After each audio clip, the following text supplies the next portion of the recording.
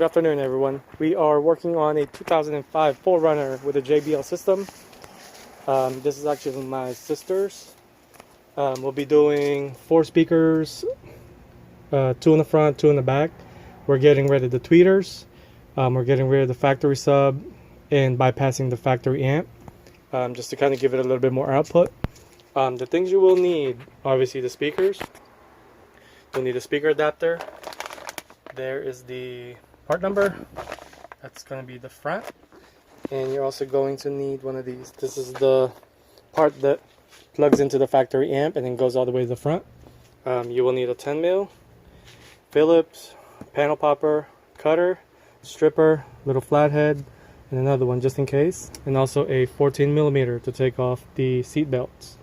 I will go ahead and start taking off the radio. It currently has a Pioneer doubled in now, just a normal MP3 CD type of deal. Like I said, I'll go ahead and take that out now and see what we're working with. First thing you need to take off, 2 10mm, both sides. After that, use a Phillips to take all these screws out. So we can go ahead and start taking this off and look at the amp. Alright, once you get the screws out, all these just pop off. They're held by these clips, so kind of give it a little bit of force to get them to pop out. And then put it aside. I generally put it underneath, that way I don't accidentally step on it. Take off the floor mat. And let's go ahead and pop this off.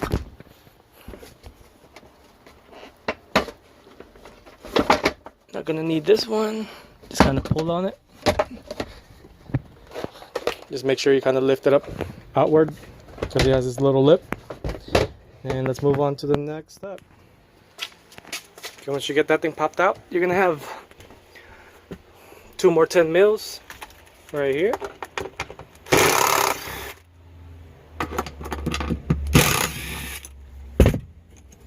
That releases the whole, this whole cover right here.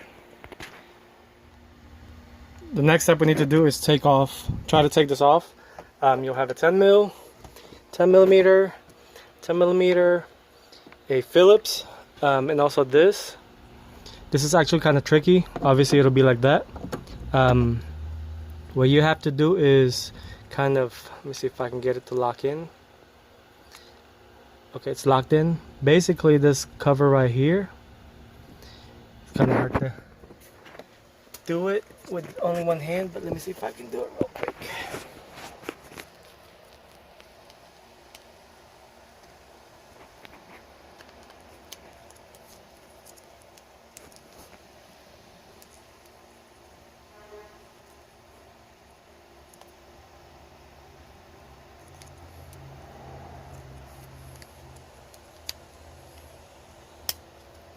Okay, there you go.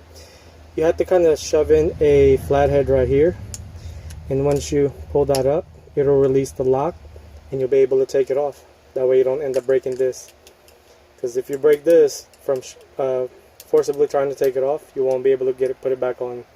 But yeah, like I said, that one needs to separate from the bottom base, and that's all you need to do. Okay, the next step, you have to lift this up. It'll expose 2 Phillips. And you also need to take off the seat belt bolt, which is a 14mm. It'll be bolted right there. So you can see I kind of already started taking it off. This is the only thing I have left. I almost forgot about these. And also don't forget to unplug this when you pull it. And it's almost taken out. So we are here with the factory amp. The factory sub will be disabled since we are not going to be running the factory amp. Everything is going to be bypassed. So, but this is the plug right here. 2 plugs. It just comes off by releasing this tab and then pulling it outward. Same goes with this one. I'm still trying to debate if I should leave the factory stuff in here. I might just take it off since it'll no longer be here. But this is what it looks like. And these are the 2 plugs that you're looking for. Alright, I decided to take off the factory sub and the factory amp since they will be no longer functioning. It's only held by a couple of 10 mils all around. I went ahead and plugged it in. I always do these, just kind of a peace of mind, just to make sure it doesn't back out or anything like that. You don't have to, but I do. Just go ahead and follow along that harness. You don't have to loom it or anything like that. Once you get down to this area, like I said, just follow along and zip tie it. And these ones, you can put it inside. Just push it downward and pull this up along with that. And then run it underneath. As you can see, kind of leave it a little bit of wiggle room. Don't make it too tight. That way you can kind of flex a little bit. Same goes on the front. Run it along all the way to the front. I did run it underneath. There's like a little gap right here in between this yellow foam and the normal foam. Just put it underneath. Ran it along. I went ahead and zip tied it to a bundle of wire right here. So they'll be sitting just like that. Go ahead and route it upward. I'm gonna take this off. This will be no longer needed. The only thing you will need from this plug is the power, ground, and accessory. Go ahead and run it above. I'm gonna be zip tying that once I get the radio part taken care of. And just like that, you're pretty much ready to, or you pretty much bypass the factory amp. It's not too bad. It only took me about 10 minutes to run everything. And we will go ahead and start wiring the radio up. So I was getting ready to wire up the radio. This is not my install, but obviously there was some wires that was exposed, like this one. The tape kind of just are coming off, so I will redo all of them. That way there will be no issues, and I will show you what it looks like when it's all said and done. Alright, we are moving on to replacing the front speakers. I'll start off by taking this off. All this one just pops off. So you can see two clips. This top part right here pops off.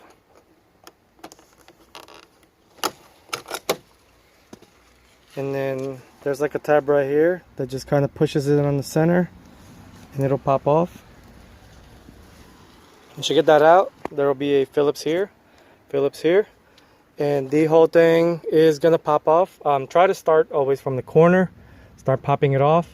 Everything is just kind of clips at this point, so go ahead and do that and we'll move on to the next step. So once you start taking it off, obviously pop the clips on the bottom and the side and kind of go outward, because these parts are kind of on this groove, so you have to kind of make it go towards up. Make sure you also take off the little triangle piece that's in here. It's like a little cover. You will be taking off these parts right here. Just pop it off. Same goes to this one. And then get the ball to release. That's out. Couple of plugs and this whole panel would come off. Also, don't forget the power window plugs too. Once you get that out, we'll get to the speakers. So here are the speakers. Like I said, this is for the courtesy light, for the handles. For this plug, this is kind of a tricky plug. Once it's plugged in, you have to push on this and then kind of pull up. So it'll kind of go up and it'll release. Also, the power door locks or windows. Once you get that out, here's the speaker, 10 mils. You can take off the tweeter if you do not want that thing functioning, as you will not need it. Once I get that out, we'll start popping in the speaker adapter and we'll mount the speakers. So upon taking off the speakers, I noticed that this bolt is loose. It holds the power window. So I'm gonna go ahead and tighten that up. That way it does not fall off. Alright, I got the first speaker put on. The adapter is pretty much the same as the factory. Obviously mount the speaker. I did not use the factory locations. They were kind of loose. I've used the screw that came with the Pioneer and it was loose. I used the stock screws, it was loose. So I went ahead and directly drilled to the plastic piece with a self-tapping screw, and yeah, it's pretty tight in there. That will not go anywhere. So I would advise that way it does not come off and you end up having to take everything back off. I will go ahead and remove the tweeter since that will be no longer functioning, so there's no point for it to be there. Once that thing is off, we'll go on to the next one. It's pretty much the same exact thing as the removal wise like this one, so it's pretty much just like a copy.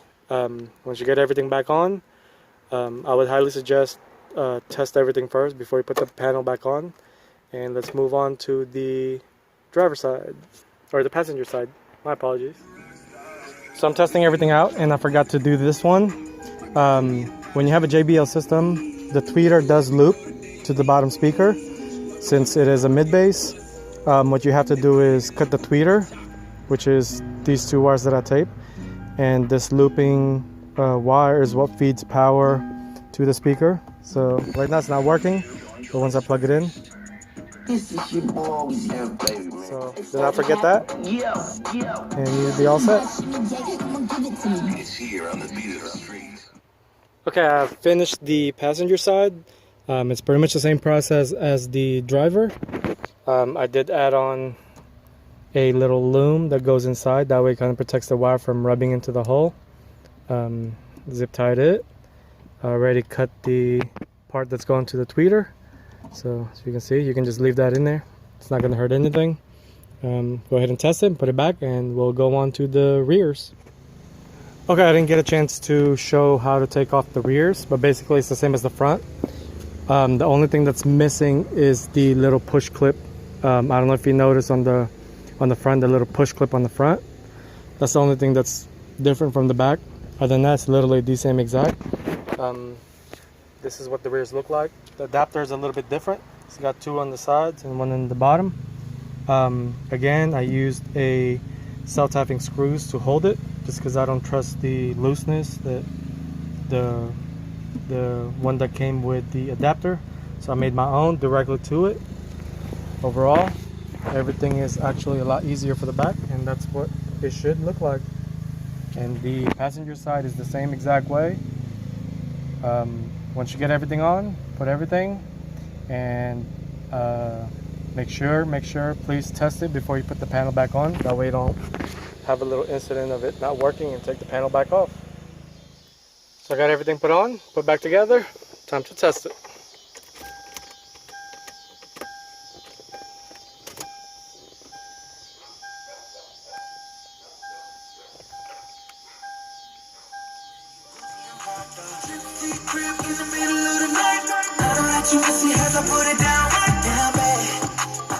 Significantly, it sounds a lot better than the stock ones.